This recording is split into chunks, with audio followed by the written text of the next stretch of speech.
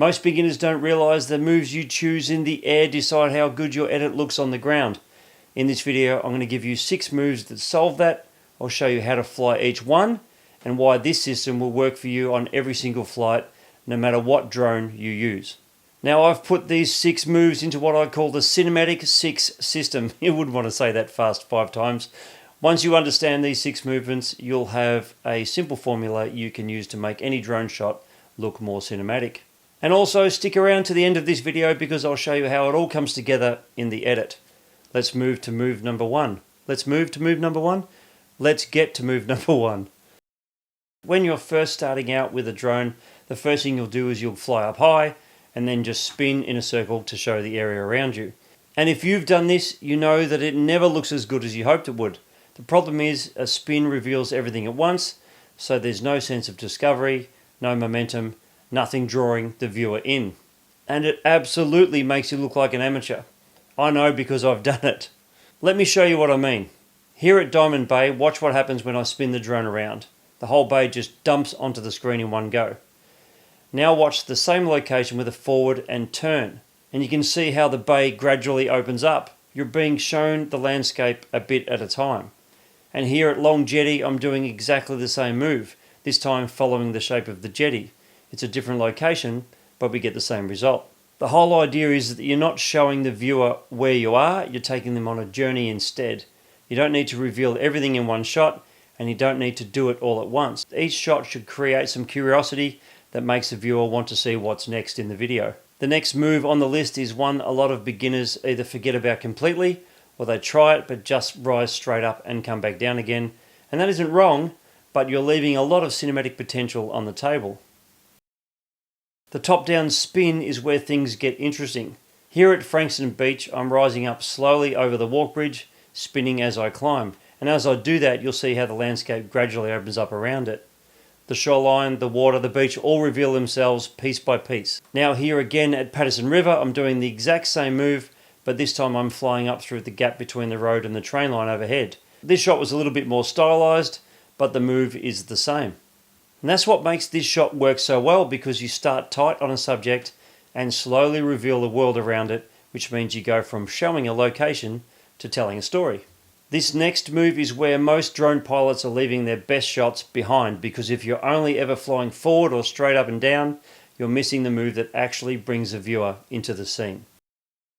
The rise and tilt down does something the other moves just can't do. Here at Long Jetty, I'm rising up while slowly tilting the camera down.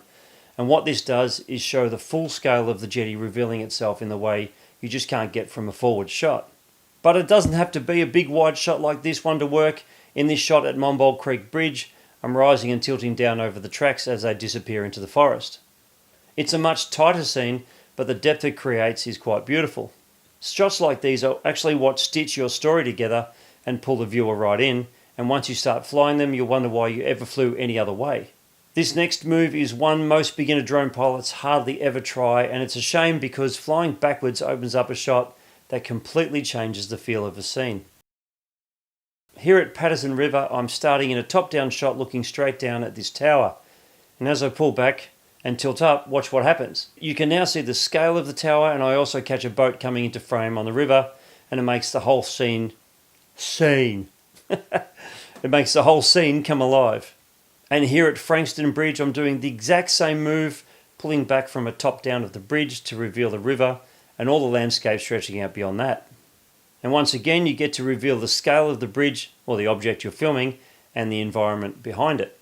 The key with this move is to actually think about it before you fly. When you plan a pull back and tilt up in advance, you turn what could be a flat, forgettable shot into something that genuinely surprises the viewer, and it will make your edit much more interesting as well. Now, this is one of those shots that most beginners never try because they always fly too high. Here's the thing about flying low. It completely transforms the energy of your footage. At Diamond Bay, I'm skimming low over the ocean, and you can see the motion blur in the foreground as the drone flies forward. And a shot like this is just pure cinema. And then again at Long Jetty, I'm doing the exact same move, but I'm doing it faster, and you can really feel the speed of the drone. Because here's what most people don't realise when you're flying a drone. A drone moving fast up high looks like it's cruising, but when you get it down low, that same speed suddenly feels electric. And this type of shot doesn't just work over water. Here at Lake Tyrrell Salt Lake in Victoria, there's not a drop of water in sight, but that low forward shot over the salt flat looks really cool. If you want to inject energy into your edit, this is the shot to do it. This next shot always feels unnatural at first because tilting the camera up while you're flying forward can feel really strange, especially if you haven't done it before. But once you see what it creates, you'll never skip it again. So here at Seaford Pier, I'm flying forward and slowly tilting the camera up, and you can see how the ocean reveals itself beyond the pier as the drone flies forward. It's a simple move, but the effect is really nice. But this second shot is the one that really shows you what's possible. I'm starting right down at water level, flying forward, and as the camera tilts up, the pier and the whole beach is revealed when a second ago we were looking just at water. That feeling of something emerging into the frame is what makes this shot so good. I quite often use a move like this to open a video. It just screams cinematic all day. Now let's see how it all comes together in the edit.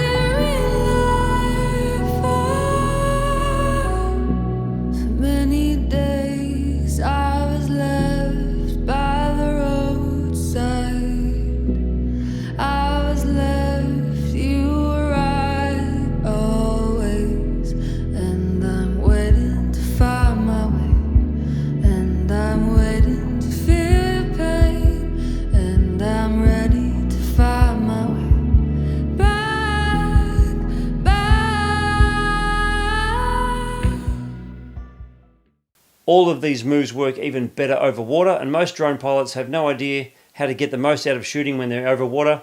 And I've got 9 cinematic water shots I use every single time I fly. Watch that next.